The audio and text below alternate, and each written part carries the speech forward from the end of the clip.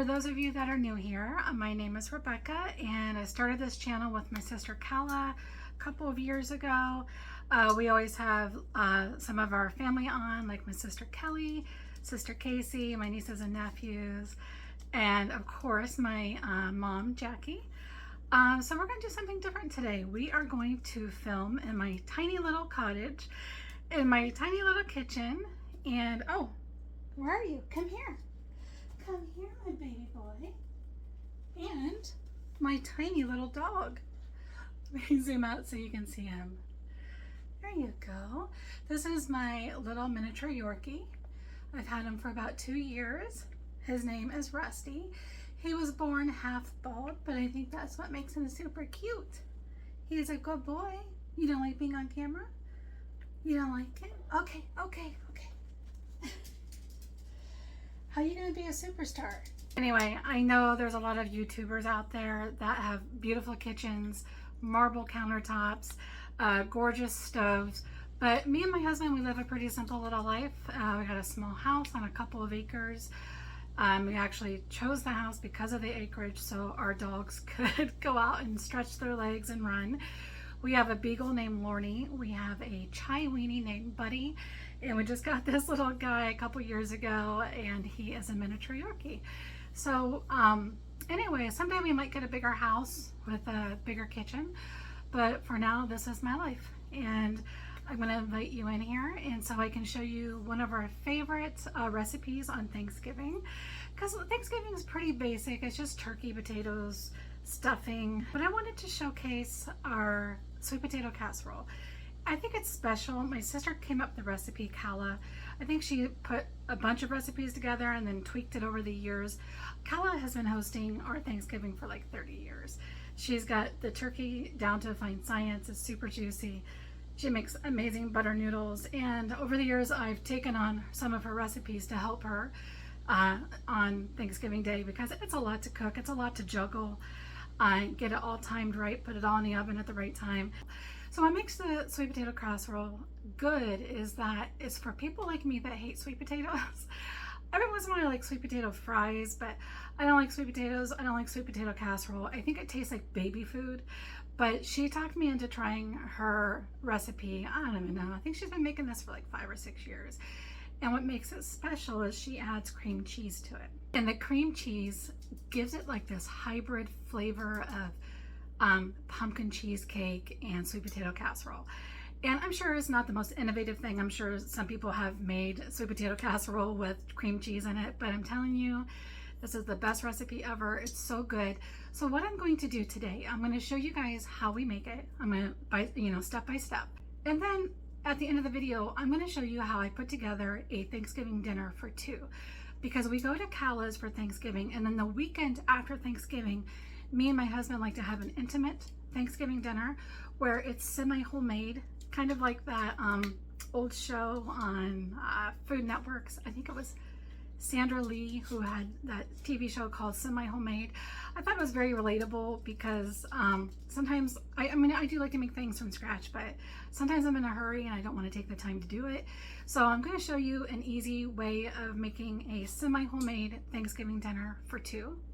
So anyway, let's get started. I want to show you guys the sweet potato casserole. That's the most important thing in this video. It's delicious. Let's get started.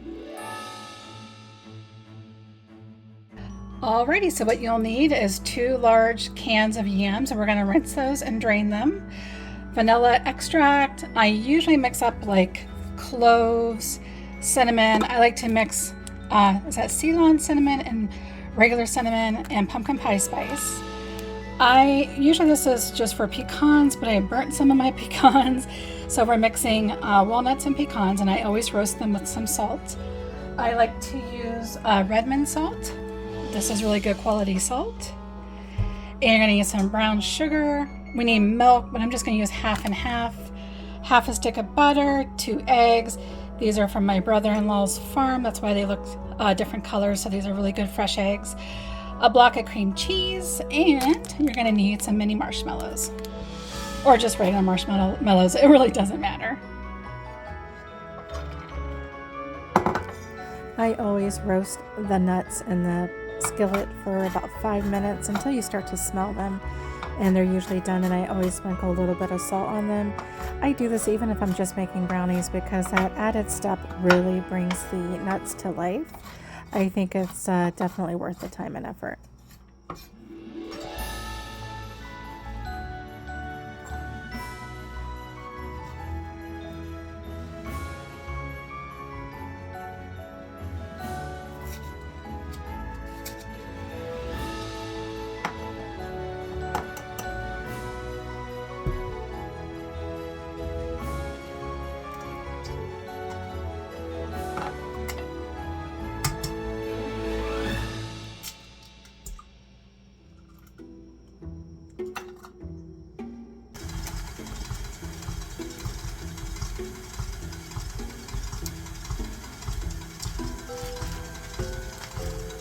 You'll want to start by creaming the eggs with the cream cheese, and then I always throw in the milk and brown sugar to get all of those together.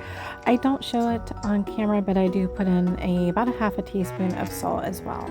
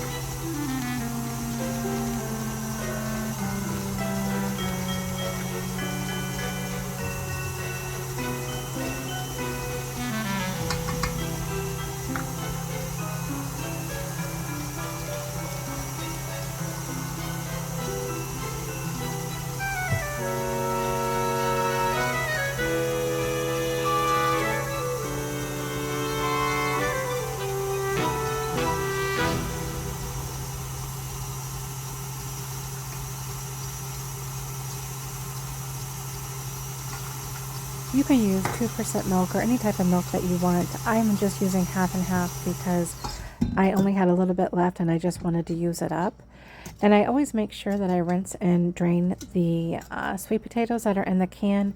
That way you can control the sweetness of the dish.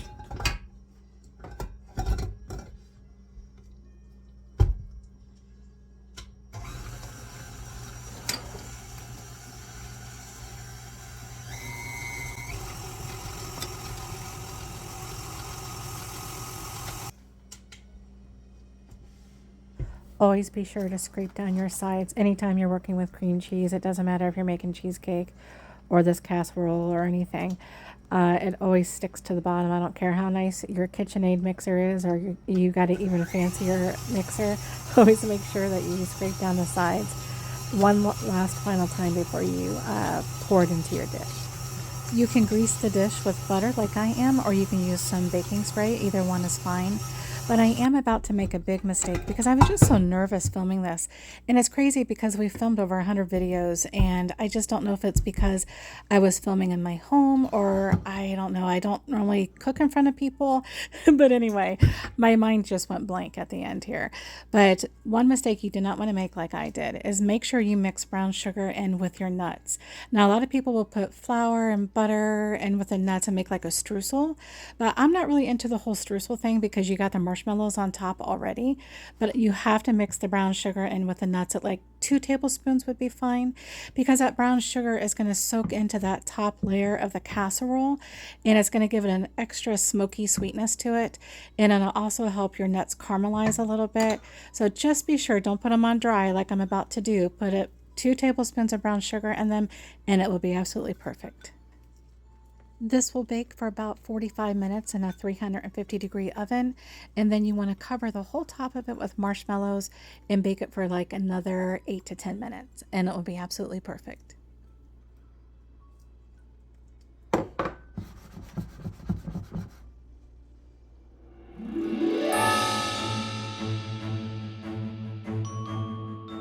The number one thing that we do is we either go to Aldi or Walmart and we get a turkey breast. And I like to get the ones bone in because they have more flavor. They cook a little longer, they're juicier. But by mistake, this one time, of course, when I'm filming a video, I got the wrong turkey. So I got a boneless turkey breast. And it usually takes an hour and a half to 2 hours to cook. I just smother it with butter, salt, pepper, garlic powder, and parsley. This is a classic side dish for any holiday like Easter or Christmas or Thanksgiving. I personally think it's very good and it's affordable. It's green bean casserole. So you just want to start out by putting a can of cream of mushroom soup into a bowl and then add 2 cans of green beans. You can even put in 3 cans. And then I used my half and half, but you can use any type of milk that you have on hand or whatever you prefer. You just need about a half a cup of milk.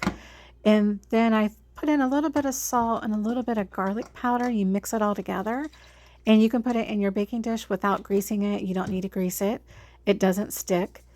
And then you're going to top it with onion straws, which I absolutely love the crunch of the onion straws. So I usually go a little ham on the onion straws, put a little bit extra on there. But when you put it in the oven, just be careful because I browned mine a little bit too dark. I think I put it in for 30 minutes. I'm not quite sure what I was thinking. You only need to put it in for about 15 to 20 minutes on 350 degrees. And you're just really warming it through to make it nice and creamy. And super easy, super affordable, and you'll see at the end of the video all the finished dishes.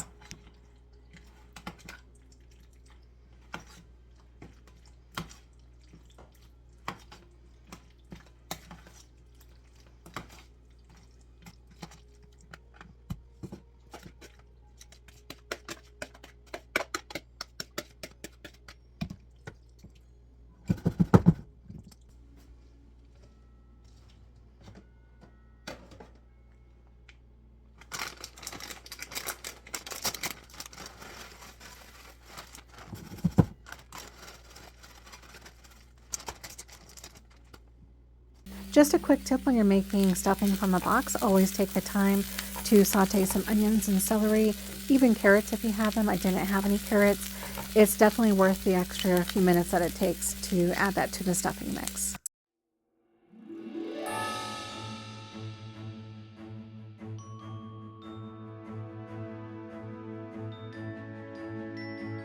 Okay, we're going in with the before shot. I got some of those easy dinner rolls. You just pop them in the oven for a couple minutes.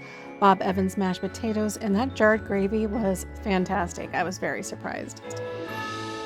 And here's the after. The turkey turned out perfectly juicy. And there's a green bean casserole, my stuffing, and the awesome sweet potato casserole. We're going in for a bite.